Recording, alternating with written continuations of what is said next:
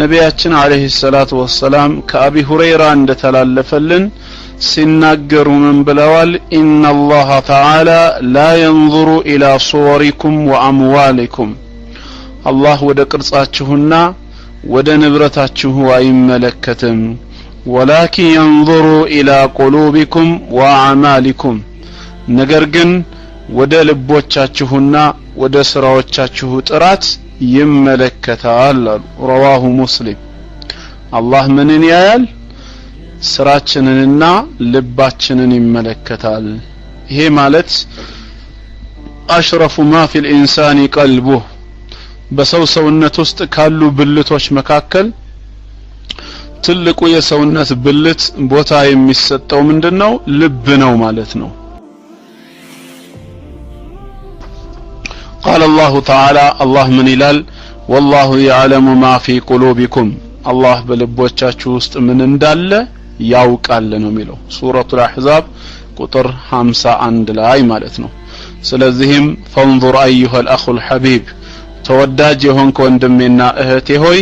እስኪ ሁላችንም እንመልከት ماذا يعلم الله من قلبك الله በእኛ ልብ ውስጥ ምን እንዳለ ምን እንደሚያውቅብን ራሳችንን ጠይቅ። አላህን መፍራት ወይንም ደግሞ ማመጽ ምንጩ ከልብ መሆኑን ያሳየናል። አላህም ልብን ምሳሌ አድርጎ የተጠቀመው መሰረቱ ልብ ነው ማለት ነው። فاذا بر القلب واتقى ስለዚህም ቀልብ ከተስተካከለ አላህን ከፈራ برت الجوارح የተቀረው የሰውነት አካል ይስተካከላል። واذا فجر القلب ቀልብ ግን ካመጸ ከመስመር ከወጣ فجرت الجوارح ሌላው ሰውነት አካልም ተከትሎ ያምጻል ማለት። إذا كنت في الدنيا عن الخير عاجزا فما أنت في يوم القيامة صانع. أعوذ بالله السميع العليم من الشيطان الرجيم. بسم الله الرحمن الرحيم. الحمد لله رب العالمين الصلاة والسلام على رسول الله صلى الله عليه وسلم. إصلاح القلوب قلبن ማበጀት ቀልብን ማሳመር ማስተካከል ለልብ ትኩረት መስጠት ኢንሻአላህ የተወሰነ ደቂቃ በመውሰድ የምንመለከተው ነጥብ ይኖራል። ቅድሚያ ለቀልብ ለምንድነው ቦታ የተሰጠው የሚለውን ነጥብ ኢንሻአላህ አንድ አራት ነጥቦችን እንመለከትና ቀልብን ለማስተካከል የሚረዱ ነጥቦችን እናያቸዋለን ማለት ነው። ስለ ቀልብ ለማጥናት በእስላም ውስጥ ቅድሚያ የተሰጠው ነጥብ አንደኛው ምክንያት አልቀልቡ መውዲዑ ነዘሪላህ ተዓላ ቀልብ ማለት አላህ የሚመለከተው ስፍራ መሆኑ ነው። አላህ የሰዎችን ልብ ይመለከታል፣ ልብን ይመረምራል። ትኩረት የተሰጠው ቦታ ስለሆነ እኛም ትኩረት ልንሰጠው ይገባል ማለት ነው። ይህን በተመለከተ عن ابي هريره رضي الله عنه قال قال رسول الله صلى الله عليه وسلم ነቢያችን አለይሂ ሰላቱ ወሰላም ከአቢ ሁረይራ እንደተላለፈልን ሲናገሩ ምን ብለዋል? ኢነላህ ተዓላ ላ የንዙሩ ኢላ ሱወሪኩም ወአምዋሊኩም አላህ ወደ ቅርጻችሁና ወደ ንብረታችሁ አይመለከትም ወላኪን የንዙሩ ኢላ ቁሉቢኩም ወአዕማሊኩም ነገር ግን ወደ ልቦቻችሁና ወደ ስራዎቻችሁ ጥራት ይመለከታል አሉ። ረዋሁ ሙስሊም። አላህ ምንን ያያል? ስራችንንና ልባችንን ይመለከታል። ይሄ ማለት አሽረፉ ማ ፊል ኢንሳኒ ቀልቡህ በሰው ሰውነት ውስጥ ካሉ ብልቶች መካከል ትልቁ የሰውነት ብልት ቦታ የሚሰጠው ምንድነው? ልብ ነው ማለት ነው። فهو محل نظر الله سبحانه وتعالى الله የሚመለከተው ቦታ ነው። المخصوص بأشرف العطايا ክብር ያላቸው ትላልቅ ስጦታዎችን በመለገስ ከሌሎች የሰውነት ብልቶች የተለየ ነው። من الإيمان وتوابعه ኢማንና መሰል የሆኑ የኢማን ተከታይ ነገሮች መቀመጫ ስፍራቸው ልብ መሆኑ የልብ ደረጃ ከዛ የበለጠ መሆኑን ይገልጻል። فعلى العبد أن يهتم بقلبه ስለዚህም አንድ የአላህ ባሪያ በልቡ ጉዳይ ላይ ሊያስብ ሊጨነቅ ይገባል ማለት ነው ويزينه بالتوبة والإنابة إلى الله تعالى ወደ አላህ በመመለስ ለአላህ እጅ በመስጠትና በመታዘዝ ቀልቡን ማሳመርና ማጋጋጥ ይተበቅበታል ويطهره من كل ما يكرهه الله تعالى አላህ የሚጠላቸውን ነገሮች ሁሉ ላለመተግበር በመራቅም ቀልቡን ንጹህ ማድረግ ይተበቅበታል فإن زينة الظاهر مع خراب الباطن لا تغني شيئا የውጫዊ መጋጋጥ የውጭ ማማር ውስጥ ባዶ ከመሆን ጋራ ለባለቤቱ ምንም የሚጠቅመውና የሚፈይደው ነገር የለምና قال الله تعالى الله በሱረቱ الأعراف ምዕራፍ 7 ቁጥር 26 ላይ ያ በኒ አደም እናንተ የአደም ልጆች የአደም ዝርያዎች ሆይ ቀድ አንዘልና አለይኩም ሊባሳ በእናንተ ላይ ልብስን በርግጥ አውርደናል ይህ ያወረድነው ልብስ ይዋሪ ሰዋቲኩም ሀፍረተ ገላችሁን የሚሸፍን የሆነ ነው ወሪሸን እንዲሁም ጌጣጌጦችንም አውርደንላችኋል ወሊባሱ ተቅዋ አላህን የመፍራት የልብ ልብስ ግን ذلك خير ይህ በላጭ ነው ይላል ከልብስ ሁሉ በላጩ አላህን የመፍራት ልብስ መልበስ ነው በዚህ አየት መሰረት فإن الله سبحانه أنزل لباسين الله ሁለት ልብሶችን እንዳወረደ ይገልጻል لباسا ظاهرا يواري العورة ويسترها የመጀመሪያው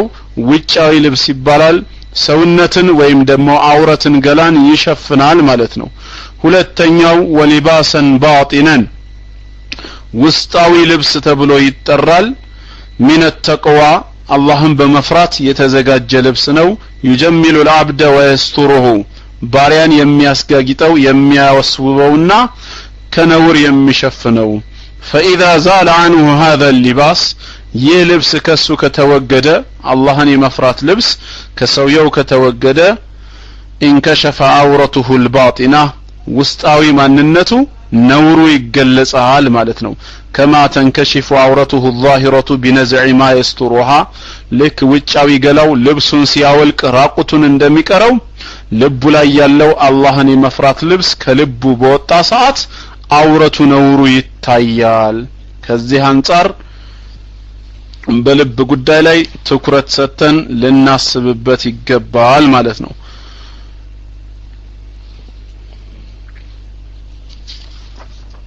قال الله تعالى الله من ይላል والله يعلم ما في قلوبكم الله በልቦቻችሁ ውስጥ ምን እንዳለ ያውቃል ነው የሚለው ሱረቱል አህዛብ ቁጥር 51 ላይ ማለት ነው ስለዚህም فانظر ايها الاخ الحبيب ተወዳጅ የሆንክ ወንድሜና እህቴ ሆይ እስኪ ሁላችንም እንመልከት ማዛ يعلم الله من قلبك الله በእኛ ልብ ውስጥ ምን እንዳለ ምን እንደሚያውቅብን ራሳችንን ጠይቅ ስለ ቀልባችን ጌታዬ ምን ያውቃል ብለን ራሳችንን መጠየቅ አለብን ስለ ልብ ጉዳይ ቀልብን ስለማበጀት የምንናገረው አንደኛው ምክንያት አላህ የሚመለከተው ስፍራ በመሆኑ ነው الأصل الثاني ሌላው ሁለተኛው ደግሞ መሰረት ስለ ቀልብ ስናወራ ምክንያታችን ምንድነው ለቀልብ ቅድሚያ የተሰጠው صلاح الجوارح بصلاح القلب የአካል መስተካከል የሰውነት ቀጥ ማለት ከቀልብ መስተካከል ጋር ዝምድና ስላለው ነው ቀልብ ካልተስተካከለ ቀልብ ካልበጀ ሰውነታችን ሊስተካከል ስለማይችል ነው ለዚህ ነው አሁንም ቀልብ ቅድሚያ የተሰጠው عن أبي ذر رضي الله عنه عن النبي صلى الله عليه وسلم فيما روى عن الله تبارك وتعالى أنه قال نبياتنا عليه الصلاة والسلام الله بحديث القدسي لاي انديه بلو استمارن بلو أبي ذر باستلالفلن زقبا ጌታችን ምን ይላል يا عبادي مؤمنان باروچه ሆይ ይላል لو أن أولكم وآخركم وإنسكم وجنكم የመጀመሪያዎቹና የመጨረሻዎቹ ፍጥረታቶቻችሁ ሁሉ ተሰብስባችሁ ሰዎችም አጋንንቶችም ሁሉ አንድ ላይ ሆናችሁ كانوا على أتقى قلب رجل واحد منكم ከናንተ ውስጥ ልክ አላህን እንደሚፈራ እንደ አንድ ሰው ልብ ብትሆኑ ይላል ለአጠቃላይ የሰው ዘርና የጅኒ ፍጥረት ሁሉ የነብያችን አለይሂ ሰላቱ ወሰላም አይነት ቀልብ ተሰጥቶት አላህን የሚፈራ ቢሆን ማዛደ ذلك في ملك شيئا ይህ ፍራቻችሁ ይሄ አላህን የመፍራት ተግባራችሁ ከኔ ንክስና ላይ አንዳችም የሚጨምረው የለም በዛው ተቃራኒ ደግሞ ያ ዒባዲ ምእመናን ባሮቼ ሆይ ለው አነ አወለኩም ወአኺረኩም ወኢንሰኩም ወጅነኩም አጠቃላይ የመጀመሪያዎችና የመጨረሻዎቹ ሰዎችም ጅኖችም ተሰብስባችሁ ካኑ አላ አፍጀሪ ቀልቢ ረጁሊን ዋሂድ ልክ እንደ አንድ አመፀኛ ሰው ልብ ቢኖራችሁ የፊራውን አይነት ልብ ለሁላችሁም ተሰጥቷችሁ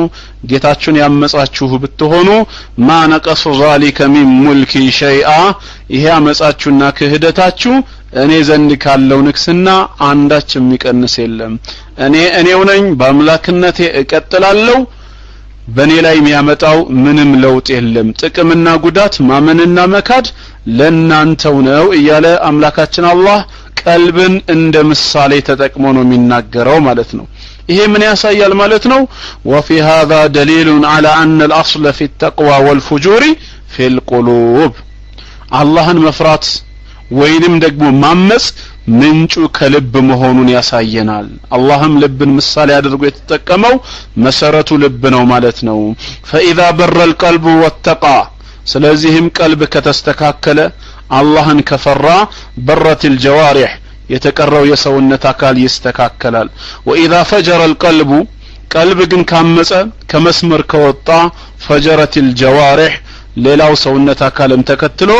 ያምጻል ማለት ነው عن النعمان بن بشير رضي الله عنهما قال رسول الله صلى الله عليه وسلم نبياتنا عليه الصلاة والسلام بليل حديث من ይላሉ ألا وإن في الجسد مضغة አዋጅ ሁላችሁም ንቁ በሰውነታችሁ ላይ ቁራጭ ሆነች ስጋ አለች አሉ اذا صلحت እሷ ከተስተካከለችና ከበጀች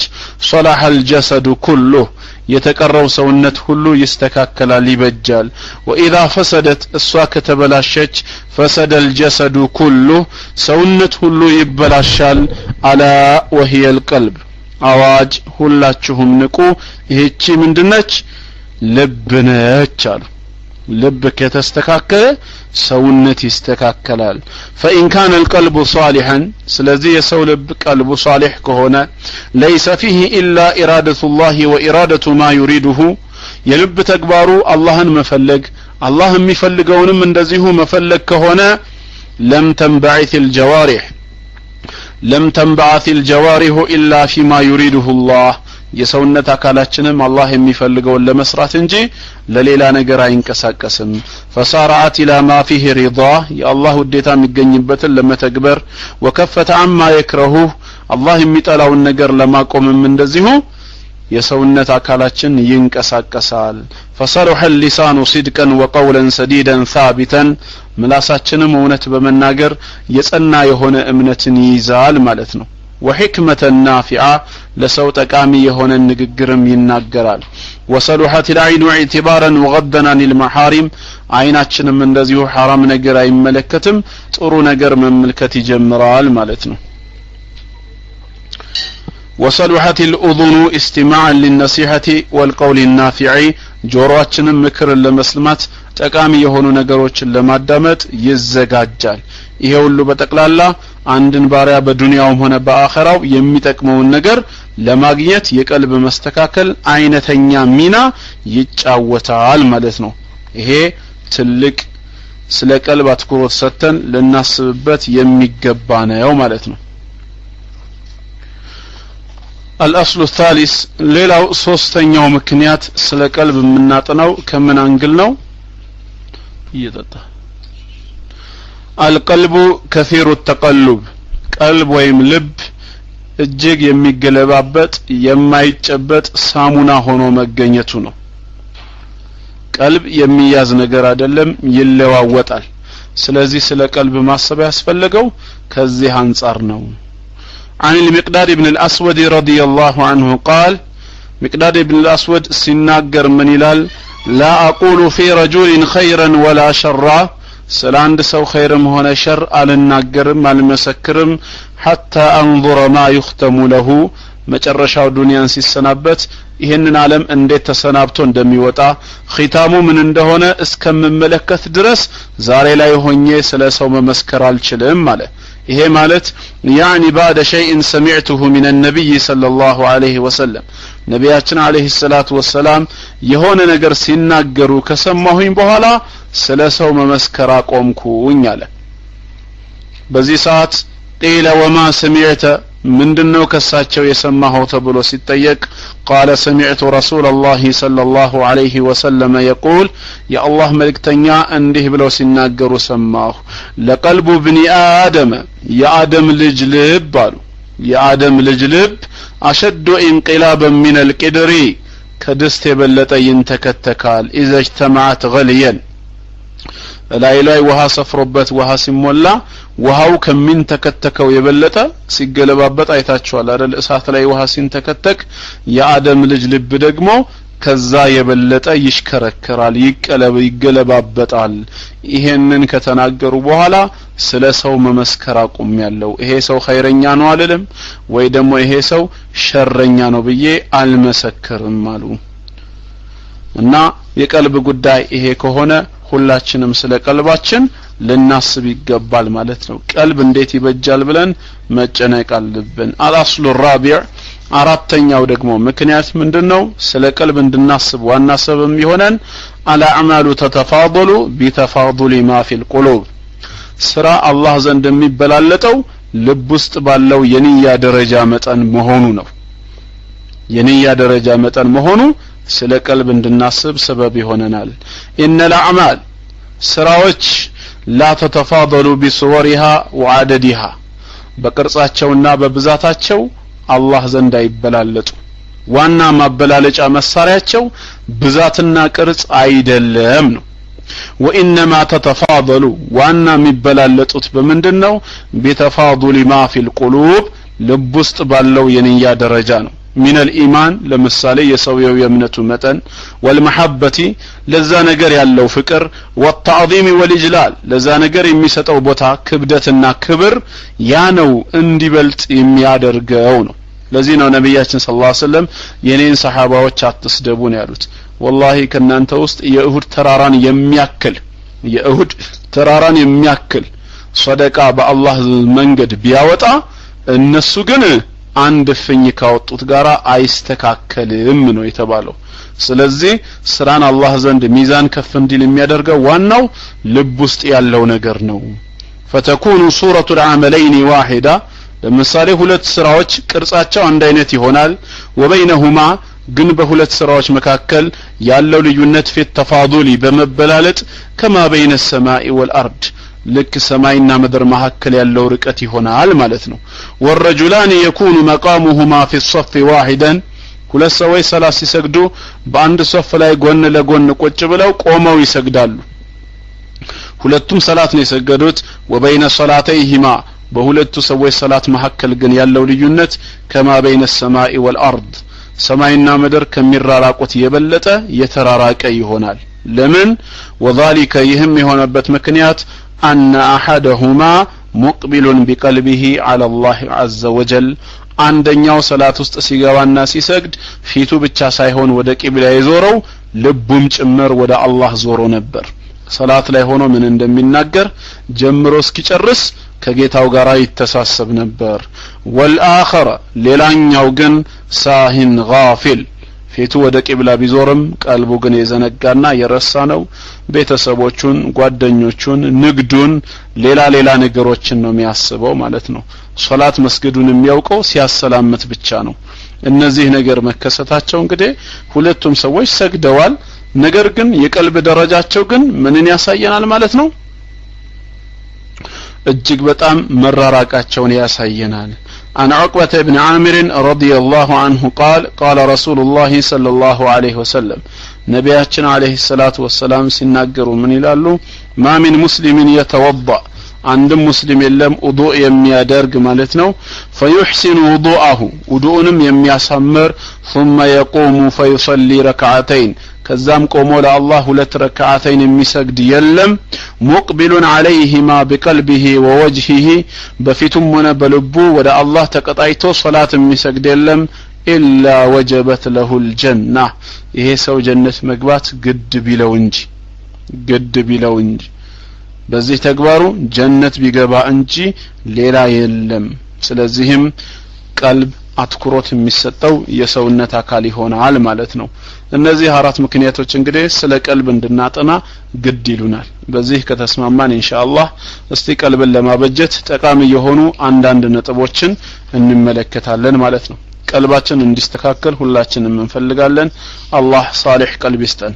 ሷሊህ ቀልብ መያዝ እንግዲህ ለአኺራም ሊጠቅም እንደሚችል ኢብራሂም አለይሂ ሰላም የተናገሩትን ጌታችን በሱረቱ ሹዓራ 88ኛው አንቀጽ ላይ ነግሮናል ምንድነው ያለው የውመ ላ የንፈዑ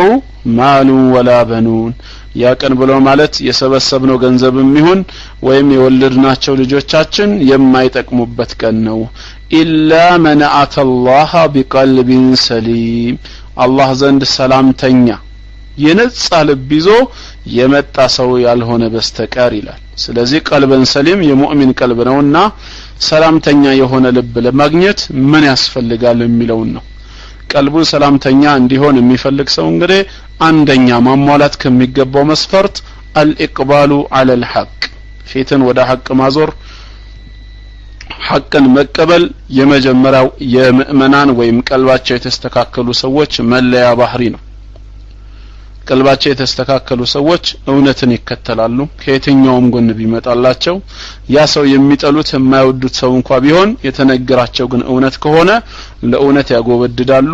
ሐቅን ይቀበላሉ አላህ እነዚህን ባሮቹን በቁርአን በሱረቱ ዙመር ከ17 እስከ 18ኛው አንቀጽ ምን ይላቸዋል ፈበሽር ዒባድ ባሮቼን አበስራቸው አስደስታቸው መልካሚቷን የምስራች ንገራቸው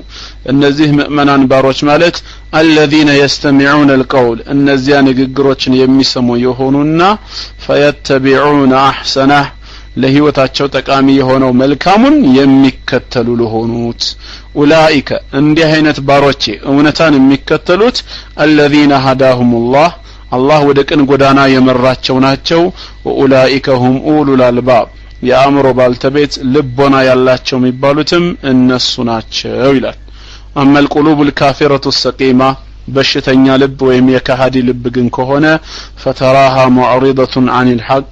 ከሐቅ ችላ ብለው የዞሩ ነው መታያቸው ፈተብቃ ጃሂለተን ላ ተህተዲ ኢለይህ በዛው መሀይም ሆነው ይቀራሉ ወደ ሐቅ ሳይመሩ ማለት ነው በጥላቻ ወይንም እኔ ከማን አንሳለሁ በሚል ስሜት ሐቅን ሳይቀበሉ በጀህልና በኩፍር የሚኖሩ ብዙ ወገኖቻችን አሉ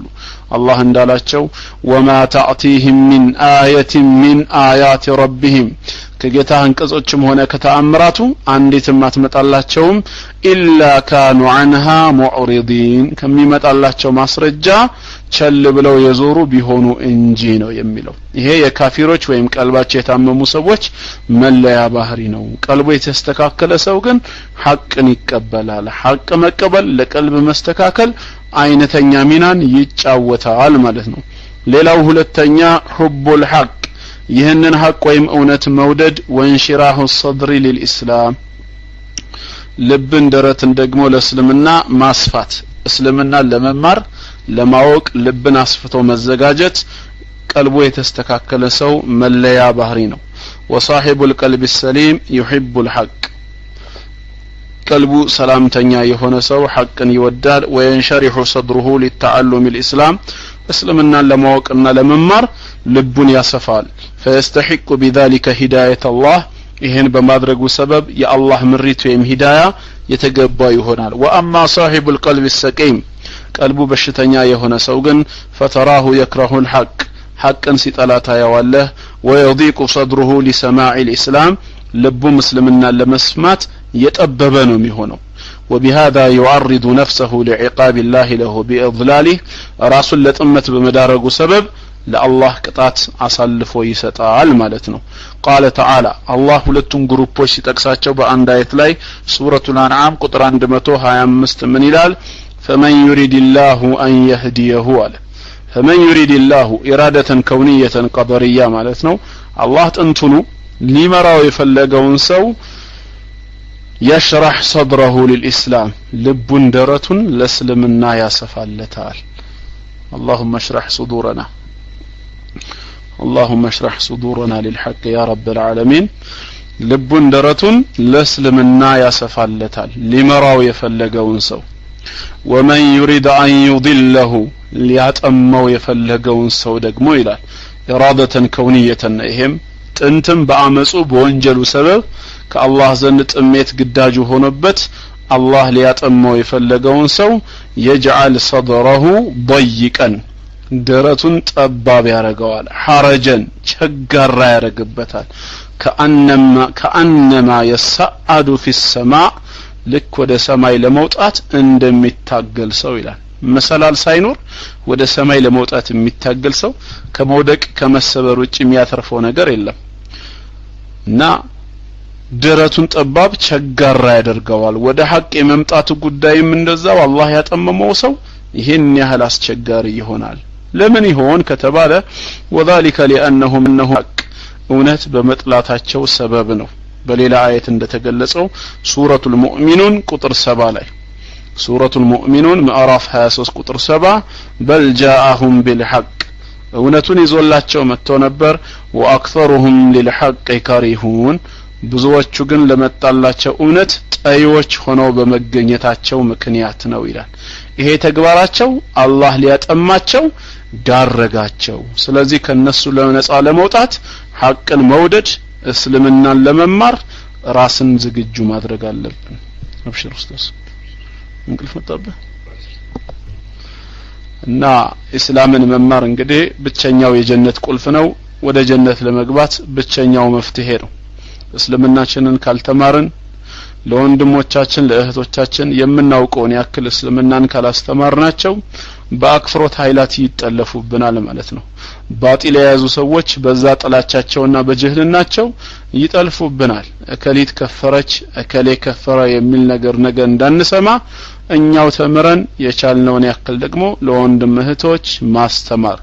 ከኢስላም የበለጠ ዕውቀት ሊኖር አይችልም በዚህ ምድር ላይ እስልምናን ከማወቅ የተሻለ ምንም አይነት ቴክኖሎጂ ምንም አይነት ሳይንስ ሊኖር አይችልም እስልምና የሚያስተምረን ቁሳዊ ከሆኑ ነገሮች ሁሉ አልፎ ዩኒቨርሱን ስለፈጠረው አላህ ነው የሚያስተምረን የቴክኖሎጂ ጥጉ ምንድነው የተፈጠሩ ነገሮችን ባህሪ ብቻ ነው የሚነግረን ማንኛውም ቴክኖሎጂ የትም ደረጃ ላይ ቢደርስ ምንድነው ቢባል ስለተፈጠሩ ነገሮች ዕውቀት ይሰጠናል የኢስላም ግን ጥጉ ምንድነው የተፈጠሩ ነገሮች ሁሉ የፈጠረና ያዘጋጀውን ፈጣሪ ነው የሚነግረን የፈጣሪን ባህሪ የፈጣሪን ጥበብ ነው የሚያስተምረን ስለዚህ ትልቅ ልዩነት አለ ማለት ነው ስለ ስራ ማጥናትና ስለ ሰሪው ማወቅ እና ኢንሻአላህ ሁላችንም እስልምናን ለመማር መጣር አለብን ማለት ነው ዲናችንን ማወቅ አለብን በእስልምናችን ለምን እንሸማቀቃለን ካላወቅ ነው አንተ እስላም ካሉህ አሁንም ቅር ይልሃል ትናደዳለህ ማለት ነው ለምን አንተ እስላም ስትባል ስድብ ይመስልሃል ኋላ ቀርነት ይመስልሃል ወይም አንዳንድ ጊዜ ቂጣጣቢ ስትባል ትናደዳለህ ድንጋይ ለመወርወርም ይቃጣሃል ማለት ነው ግን ምንድነው እስልምና በዚህ ጉዳይ ላይ ያስተማረው እንደተባለውም ኢስቲንጃ ኢስቲብራ መጸዳዳት ራስን ደሞ ከእንደዚህ አይነት በሽታ መከላከል ያለውን ጥቅም ስታውቁ እንዴ ታዲያ ይሄማ ትክክለኛ ስሜ አይደለም ወይ እባካችሁ ሁሌ እንዲህ ይያላችሁኝ ጥሩይ ነው የምትለው ታዲያ እንደነሱ በሱሬና በፓንቲ ተሸክሜ መሄድ አለብኝ እንዴ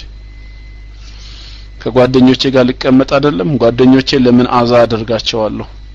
ጌታዬ ፊት ልቆም አይደለም እንዴ ጓደኛዬ ፊት ላይ መሆን የማልፈልገው ነገር ለምን በጌታዬ ፊት ማድረግ እፈልጋለሁ ንጹህ ሆኜ መቅረብ መቻል አለብኝ ለዚህ ነው አጣሁሩ ሸጥሩል ኢማን ይባላል ንጽህና የኢማን ፓርት ነው አካል ነው ይባላል ንጹህ መሆን በራሱ ተግባባን አንዳንድ ጊዜ ጠላቶች ምን ብለው ይጽፋሉ መጸዳዳትን ይላሉ ግድግዳ ላይ ተጽፎ ያው እኔ ደግሞ የተጻፈ ነገር ማንበብ በጣም ወዳለሁ ግድግዳ ላይ ተጽፎ ሳይ መጸዳዳትን ከድመት እንማር ይላል ሱብሃንአላህ ድመት ከኛ ተሽላ የሚያስተምር ነገር ጠፍቶ መጸዳዳትን ከድመት እንማር የሚል ጽሑፍ እስኪጽፉ ድረስ እነሱ ቢሉ ዑዝር አላቸው ያንን የሚያስተምር ዲን ከሌላቸው ያንን የሚያስተምር ኪታብ ከሌላቸው ዑዝር አላቸው ግን أما نحن እኛ ግን ከሆነን እንደ እስላም ካየነውና ካሰብነው ድመት እስክታስተምረን ድረስ እንደው ምን አተናል ዲናችን አይናገርም ብዙ ጊዜ የሐዲስ ኪታቦችን ካያቸው መግቢያቸው ላይ ገና ሲጀምሩ ስለምንድን ነው የሚያወሩት ኪታብ ሲጀምር ኪታቡ ጧሃራ ቶሎ ብሎ ገና ሲጀምር በቃ ኪታቡ ጧሃራ ስለ ንጽህና የሚናገር ኪታብ ነው ይላል ከዛ በኋላ የንጽህና መሳሪያዎች የንጽህና ዕቃዎች እንዴት ደግሞ መጸዳዳት እንዳለብን የሚዘረዝሩ ናቸው ጧሃራ ነው ማለት ነው እስልምና እና ስለዚህ እስልምናችንን ማወቅ ሐቅን መውደድ ቀልብ ለማስተካከል አይነተኛ ምሳሌ ነው ማለት ነው ሌላው ሶስተኛው ደግሞ ኢጃበቱ ዳዕወቱል ኢማን ለቀልብ ማስተካከል አይነተኛ ሚና የሚጫወተው ወደ ኢማን የሚጣሩ ሰዎችን መቀበል ወሁቡል ኢዝዲያድ ሚንሁ ይሄ ኢማን በቀልባችን ውስጥ እንዲጨምር ደግሞ መውደድ ሶስተኛው የሙእሚኖች ቀልባቸው የተስተካከሉ ሰዎች መለያ ባህሪ ነው ወሳሂቡል ቀልብ ሰሊም ቀልቡ የተስተካከለ ሰው يستجيب لدعوة الإيمان የኢማን ተጣሪዎችን ይቀበላል كما حكى الله عن أهل القلوب السليمة قولهم ቀልባቸው ሰላምተኛ የሆኑ ሰዎችን አላህ ንግግራቸውን እንደነገረን በቁርአኑ ላይ ሲናገሩ ምን ይላሉ አምላካችን አላህ በሱረቱ አለ ዒምራን 193 ላይ እንደነገረው ሱረቱ አለ ዒምራን ምዕራፍ 3 ቁጥር 193 ላይ ረበና ጌታችን ሆይ ኢነና ሰሚዕና ሙናዲየን እኛ ተጣሪን ሰምተናል ዩናዲ ሊልኢማን ወደ ኢማን ሲጣራ ሰምተናል أن آمنوا بربكم بجيتاችሁ እመኑ በማለት فآمنا ስለዚህም አምነናል ربنا ጌታችን ሆይ فغفر لنا ذنوبنا ወንጀላችንን ከኛ ማርልን وكفر عنا سيئاتنا ኃጢያቶቻችንንም ሰርዝልን وتوفنا مع الأبرار ከመልካም ባሮችህ ጋራም ግደለን በማለት እነዚህ ሰዎች ወደ ኢማን የሚጠራን ሰው መቀበላቸውን ይገልጻል ويحب المؤمن دائما أن يزداد من الإيمان ሙእሚን የሆነ ሰው ሁሌም ኢማኑን እንዲጨምር አሁንም ይወዳል ይፈልጋል ይሄንንም በሱረቱ ተውባ ከ124 እስከ 125 ባለው ገልጾታል ምዕራፍ 9 ሱረቱ ተውባ ከ124 እስከ 125 ምን ይላል وإذا ما أنزلت سورة ከቁርአን አንድ ምዕራፍ አንድ ሱራ በወረደ ጊዜ فمنهم من يقول ከመናፍቃን መካከልም የሚላል أيكم زادته هذه إيمانا አሁን የወረደችው ሱራ እስኪ ከናንተ ውስጥ ለማን ነው እምነትን የጨመረችለት ብለው ያላግጣሉ فأما الذين آمنوا ለነዚህ ያላመኑትማ فزادتهم إيمانا ኢማንን ጨምሮላቸዋል وهم يستبشرون እንኳን ደስ ያለህ በሚል የምስራች ቃል የሚበሳሰሩ ሲሆኑ ለሚያፈዙት وأما الذين في قلوبهم مرض በቀልባቸው ላይ የጥርጣሬ በሽታማ ላለባቸው ሰዎች فزادتهم رجسا إلى رجسهم በርክሰታቸው ላይ እርክሰትን በክህደታቸው ላይ ክህደትን ነው እንጂ የጨመረባቸው ሌላ ምንም አላመጣባቸው ይሄ እንግዲህ እነማን ናቸው ቀልባቸው የታመሙ በሽተኛ የሆኑ ሰዎች መለያ ባህሪ ናቸው እነሱ ደግሞ ቀልብ መታመም ብቻ እኮ አይደለም ራሳቸውን ከሐቅ ማውጣት ብቻ ሳይሆን ከዛም አልፈው ፈተራሁም يصدون عن سبيل الله ሌላው እንኳን እንዳይከተል እንቅፋት ሲሆኑ ታያቸዋለህ ምን ነው በእነሱ ቢበቃ አለመቀበል መብታቸው ነው ግዳጅ የለባቸውም ግን ሌላው ሰው ደግሞ እንዳይቀበል እንደገና እንቅፋት መሆን ይህንንም በቁርአን ላይ ገልጿቸዋል በሱረቱ ኢብራሂም ቁጥር 3 ላይ በምዕራፍ 14 ሱረቱ ኢብራሂም ቁጥር 3 ላይ الذين يستحبون الحياة الدنيا على الآخرة እነዚያ ቅርቢቷንና ጠፊ የሆነቿን ህይወት ከዘለቄታዋ ከአኺራ ህይወት የበለጠ የሚወዱ ሰዎች ويصدون عن سبيل الله كالله منجر ليلاون እንዳይገባ ደግሞ የሚጋርዱ የሚከለክሉ ويبغونها عوجا መንገዲቷም እንድትጣመም የሚፈልጉ ሰዎች اولئك في ضلال بعيد ሁልጊዜም በራቀ ጥሜት ውስጥ ነው ያሉት ይላል በራቀ ጥሜት ወደ ሐቅ ሊመለሱ በማይችሉበት ናቸው وترى اهل القلوب السليمه ቀልባቸው ሰላምተኛ የሆኑ ሰዎችን ታያቸዋለህ የተፈከሩነ في انفسهم በነፍሳቸው ያስተነትናሉ እኔ ማን ነኝ ከየት መጣሁኝ ለምን ተፈጠርኩኝ ወዴት እሄዳለሁ የሚሄድበት ቦታ ምን ይገጥመኛል የማንነት ጥያቄ ነው ማስተንተን ግድ ነው ማስተንተን የሙእሚኖች መለያ ነው መሰረታዊ ጥያቄ ነው ማን ነኝ እኔ ነው ከሁሉ በፊት የማንነት ጥያቄው ተመልሷል ወይ ማን አመጣኝ ራሴን በራሴ ያስገኝቻለሁ ወይስ እኔን ያስገኘኝ ኃይል አለ ወይስ እንደው ዝም ብዬ ነው የመጣሁት እኔን ማን አስገኘኝ ለምንስ ተገኘሁ እንደገና ደግሞ ለምን ተፈጠርኩ እዚህ ምድር ላይ የምትኖረው ለምንድን ነው አንተ እንደምትኖረው እንስሳዎችም አብረው ይኖራሉ እጽዋቶችም ይኖራሉ በራሪ አዋፎች ነፍሳቶችም አሉ አንተ ከነሱ የምትለይበት ወይ አለ ወይ ለምን እንደምትኖር አላማው ገብቶሃል ወይ የህይወት ትርጉሙ ምንድነው በዚህ ምድር ላይ በልቶ ጠጥቶ መጨረሻ መሞት ብቻ ነው ወይስ ከዛ ውጭ ሌላ አላማና ግብ አለው ለምን ተፈጠርኩ የማንነት ጥያቄ ነው መጨረሻ ደግሞ ወዴት ይሄዳሉ እስከዛሬ ድረስ ያሉ ሰዎች አባት አያት ቅድመ አያቶቻችን ሞቱ በሚባል ጥቅላዊ ቃል ብቻ ነው የምናውቀው አይደለ የት ነው ግን የሄዱት የት ሄደዋል የሚል ጥያቄ መልስ ማግኘት መቻል አለበት እኛም ነገ ተከታይ ነን ይባላል በተቀሉ እሺ እንገናኛለን እዛ ቦታ ላይ ወይስ ዳግመኛ ወደ ህይወት የምንመለስበት አማራጭ አለ እነዚህ ጥያቄዎች ላይ ማስተንተን የሙእሚኖች መለያ ባህሪ ነው በነፍሶቻቸው ያስተነትናሉ ወፊ ኸልቂ السماوات والارض ከራሳቸውም አልፈው ሰማይና ምድር አፈጣጠር ማን አስገኛቸው ሰማይና ምድርን ማን ፈጠረው ከየት መጡ ለምን ተፈጠሩ وفي الهدى الذي جاءهم من خالقهم ከፈጣሪያቸው ዘንድ ስለመጣላቸው መመሪያ ስለ ቁርአን ህይወት እንኳን ያጠናሉ ይመራመራሉ ምክንያቱም ይሄ ቁርአን يعرفهم الحكمة من حياتهم ቅድም ላነሳናቸው ጥያቄዎች ምላሽ ይሰጣል በህይወት የመኖርን ጥበብ ይዘረዝራል ማለት ነው በህይወት ለምን እንደምንኖር ይነግረናል አንተ የተፈጠርከው ያለ አላማ ሳይሆን በአላማ ነው አላህን በምድራዊ ህይወትህ አምላክነቱን አውቀህ እሱን ብቻ ልትገዛው ነው ይሄ ነው ብሎ ይዘረዝራል ወመውትህም ስለሞትህም ይገልጽልሃል ከሞት አታመልጥም በተነከረ ህንጻ ውስጥ ብትሆን ወይም ነፍስ በሚያስበው መልኩ ራስህን እንኳን ብትቀይር ከሞት መሸሽ እንደማትችል ወይሲፉ ለሁም ማዲየሁም ወሙስተቅበለሁም ከዚህ በፊት ስላለፉ ታሪኮች ራሱ ይነግርሃል ምን እንደነበረ ቀደምት ነቢያት ከእውነተኛ ተከታዮቻቸው ጋር ያደረጉት ተጋድሎ በተጋድሎም የተገኘው ውጤት የካህዲዎች ፍጻሜ ባጢል ምንም ከሐቅ በላይ የነገሰ ቢመስልም መጨረሻው እንዴት እንደሚንኮታኮት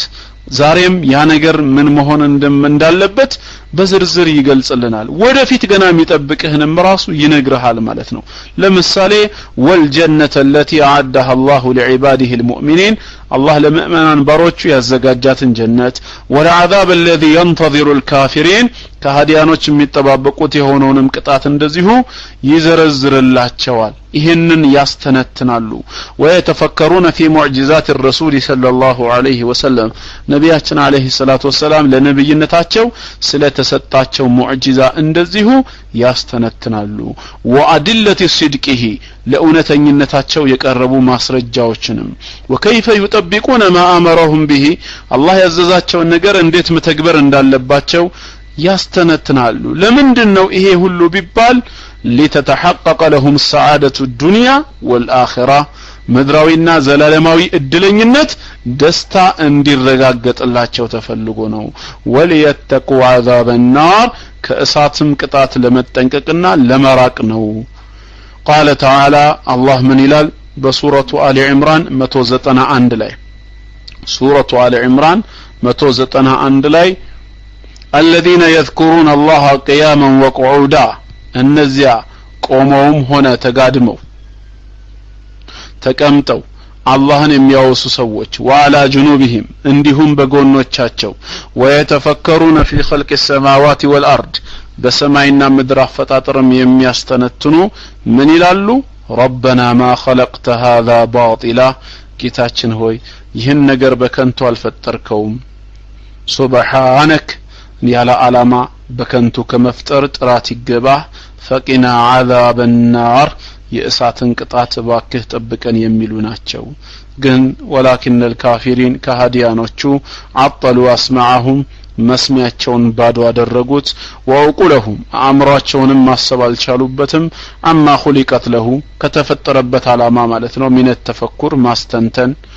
ይህንን ሁሉ አያውቁበትም ማለት ነው ፈላ ያዕተሪፉነ ኢላ የውመ የንደሙነ የውመ القيامة እንዲህ መሆናቸውን ግን ዛሬ አያውቁትም መቼ ነው የሚያውቁት የሚጸጸቱበት የቂያማ ቀን ነው የሚያውቁት ከማ قال تعالى عنهم አላህ ስለነሱ በቁርአን እንደነገረን በሱረቱል ሙልክ ከ10 እስከ 11 ማለት ነው ሱረቱል ሙልክ 67ኛው ማዕራፍ ከቁጥር 10 እስከ 11 ምን ይላሉ ወቃሉ እነሱም እንዲህ አሉ ለው ኩና ነስመዑ አው ናዕቂል በትክክል የምንሰማ የምንገነዘብ ቢሆን ኖሮ ማ ኩና ፊ አስሓብ السعير ከእሳት ጓዶች ባልሆንን ነበር ፈአተረፉ ቢذنبهم ወንጀላቸውንም አወቁ فسحقا لأصحاب السعير ለእሳት ጓዶችም ከእሳት መራቅ ተገባቸው ይላል ቁጥር 10 እስከ 11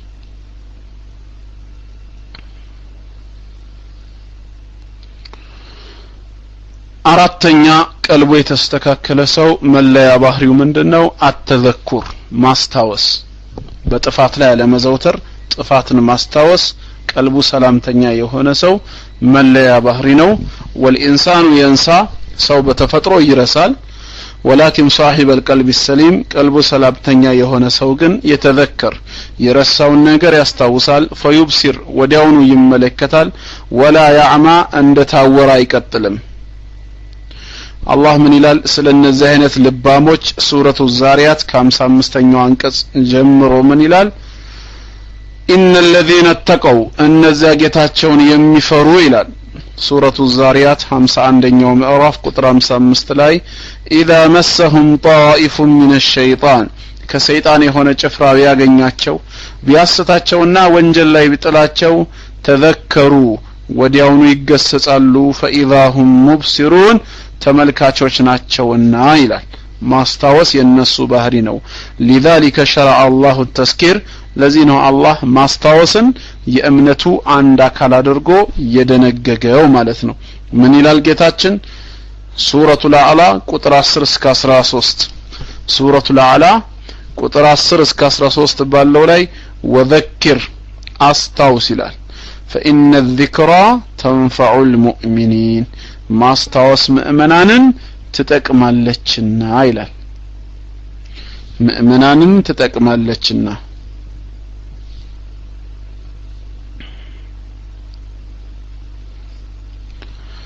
በሌላም አየት ላይ በሱረቱ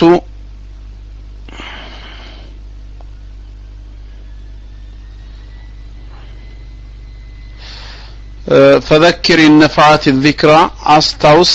إن نفعت الذكرى ما استوس بمتكمبت هنيتا هلو أستوس سيذكر من يخشى ጌታውን የሚፈራ ሰው ይገሰጽበታልና ወየተጀነቡህ ለሽቃ እድለቢስ የሆነ ሰው አላህን ከማውሳት ከማስታወስ ይርቃል الذي يصل النار الكبرى يا ታላቂቷን እሳት የሚገባ የሆነ ሰው ثم لا يموت فيها ولا يحيا ከዛም በውስጡ ህያው አይሆን ወይ አይሞት ይላል እና ማስታወስ የምእመናን መለያ ባህሪያቸው ነው ማለት ነው ቀልባቸው የታመሙ ሰዎች በዝንጋቴ ላይ ሆነው ሳያስታውሱ ወደ አኺራ የሚሄዱ ናቸው በሱረቱ መርየም ቁጥር 39 ላይ እንደተገለጸው ምዕራፍ 19 ሱረቱ መርየም ቁጥር 39 ላይ ምን ይላል ወአንዚረሁም አስጠንቅቃቸው يوم الحسرة የቁጭቷን ቀን إذ قضي الأمر ነገሩ ሁሉ ከተወሰነ በኋላ وهم في غفلة وهم لا يؤمنون እነሱ በዝንጋቴ ላይ ሆነው ሳያምኑ ወደኛ ከመምጣታቸው በፊት አስጠንቅቃቸው ነው የሚለው ስለዚህም ማስታወስ ግድ ነው ማለት ነው 5 አልየቂን እርግጠኝነት ሌላው መለያ ባህሪ ነው እስቲ በእስላም ፍጹም እርግጠኞች አይደለንም የምትሉ እጅ አውጡ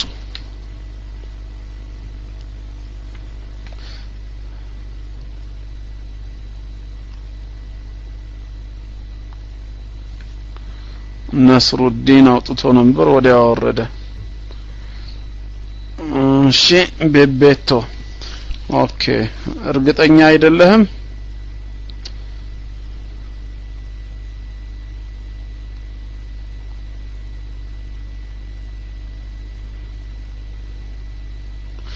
ሰላም ነው እሺ ሌላስ ቤቤቶና ሰላም ነው እርግጠኛ አይደላችሁም በእስልምና ሃይማኖት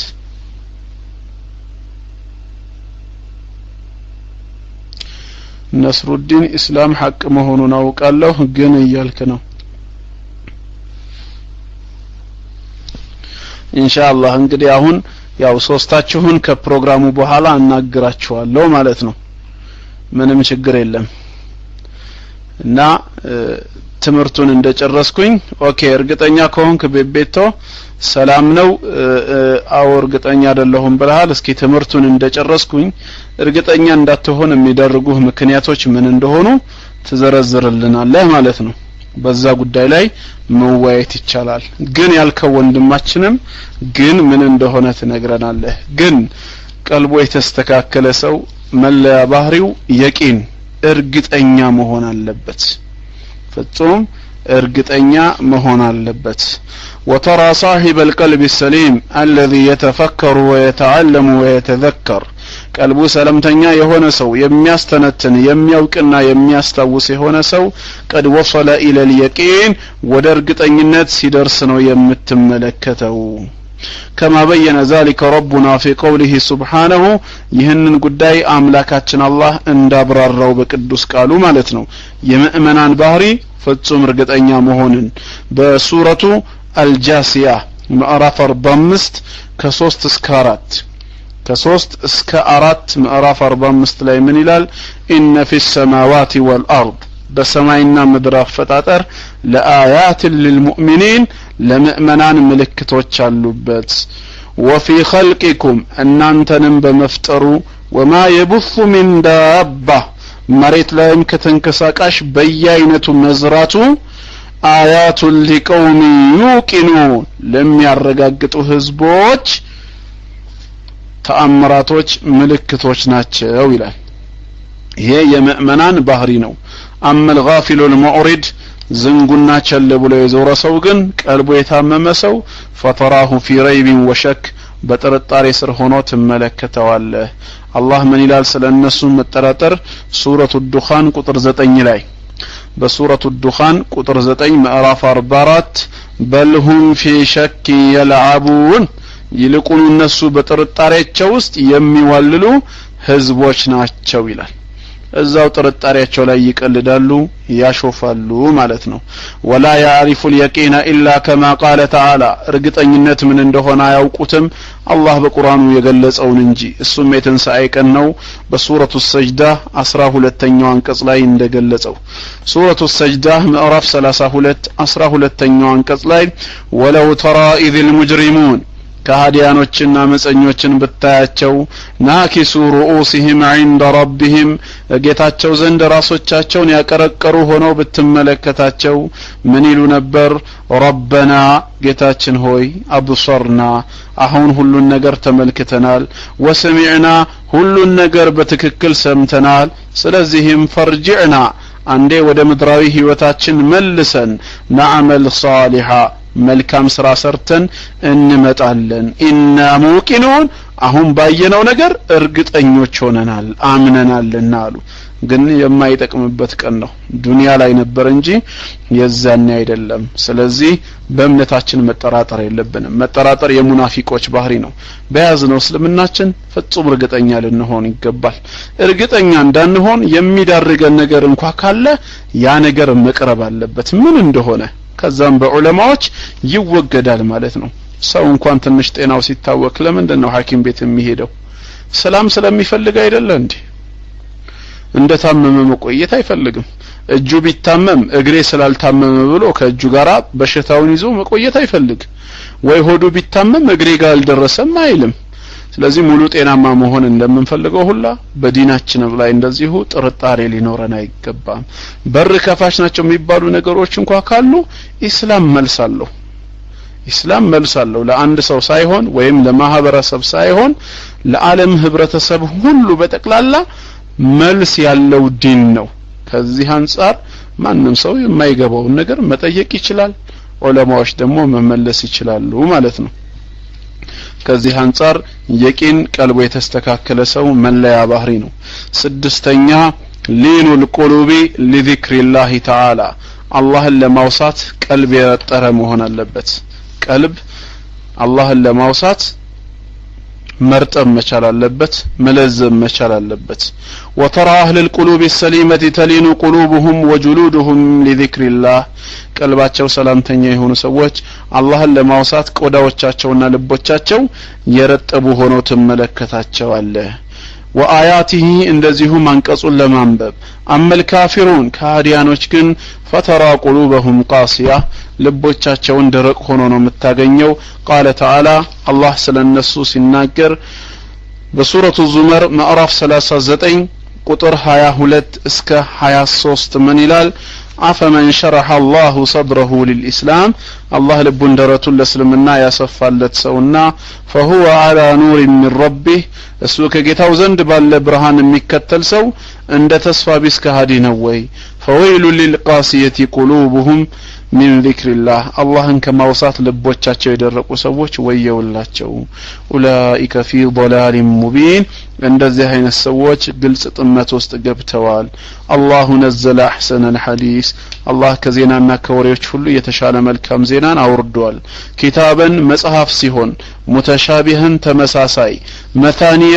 የሚደጋገም የሆነ تقشعر منه جلود الذين يخشون ربهم كسم كنبابو يتنسى ينزا ጌቶቻቸውን የሚፈሩ ሰዎች ቆዳ የሚኮማተሩበት ثم تلين جلودهم وقلوبهم الى ذكر الله ከዛም ልቦቻቸውና ቆዳዎቻቸው አላህን ለማውሳት የሚረጥቡበት የሆነ ነገር አውርዷል በማለት ቀልባችን አላህን ለማውሳት የረጠበ መሆን እንዳለበት አላህ ይናገራል ማለት ነው ሰባተኛ ኢትባኡል ቁርአኒ ወሱና ለቀልብ መስተካከል አይነተኛውን ሚና የሚጫወተው ቁርአንና ሐዲስን መከተል ነው ቁርአንና ሐዲስ መከተል የምእመናን ባህሪ ነው ማለት ነው አላህን ለሚወድ ሰውም የተቀመጠ ምንድነው መስፈርት ነው በሱረቱ አሊ ኢምራን ጌታችን እንደተናገረው ቁል በላቸው ኢን ኩንቱም ቱሂቡን አላህ እውነት እናንተ አላህን የምትወዱ ከሆናችሁ ፈተቢዑን እኔን ተከተሉኝ በላቸው የዛኔ ይሁብብኩሙላህ አላህ እናንተን ይወዳችኋል ወይግፊር ለኩም ذنوبكم ወንጀሎቻችሁንም ከላያችሁ ላይ ይቅር ይላችኋል ነው የሚለው ከሃዲያኖች ግን የዛኔ የሚደርስባቸውን ቅጣት ሲያዩ አንድ የሚናገሩት ነገር አለ ሱረቱል አህዛብ 66ኛው አንቀጽ ማዕራፍ 33 ወደ 66ኛው አንቀጽ ላይ يوم تقلب وجوههم في النار ይላል አዓዘና الله من اهل النار الله ይጠብቀን ፊቶቻቸው በጀሃነም እሳት ውስጥ በሚገለባበት ሰዓት يقولون ይላሉ يا ليتنا اطعنا الله واطعنا الرسول من اللهنا መልእክተኛውን ተከትለን ታዘን ቢሆን ኖሮ ይላሉ እከሌን ጓደኛ አድርጌ ባልያስኩ ኖሮ ብለው የሚመኙበት ጊዜ አለ ስለዚህ አላህና መልእክተኛውን መታዘዝ መከተል ለዘላለም ህይወት ትልቅ ስኬት ነው ማለት ነው ይሄን ሁሉ እንግዲህ ማድረግ የምንችለው ቀልባችንን ለመቀየር ስንነሳ ነው እኛ ራሳችንን ለመለወጥ ካልተነሳን አላህ ባስገዳጅነት የሚቀየረው ነገር የለም ራሱ እንዳለው በሱረቱ الرعد ምዕራፍ 13 ቁጥር 11 ላይ ኢነላህ ላ ይغይሩ ማ ቢቀውሚን አላህ በህዝቦች ውስጥ ያለውን ነገር አይለውጥም